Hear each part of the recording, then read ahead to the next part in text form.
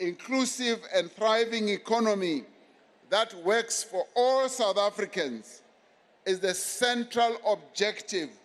of the ANC's economic strategy. Our strategy for inclusive growth includes accelerated infrastructure investment, forward-looking industrial policy, improved service delivery, land reform, transformative spatial planning, and Black economic empowerment and supportive microeconomic policies that are aimed to enable the women of our country to be empowered economically, to get into business, to run their businesses, that enables the young people of our country to acquire skills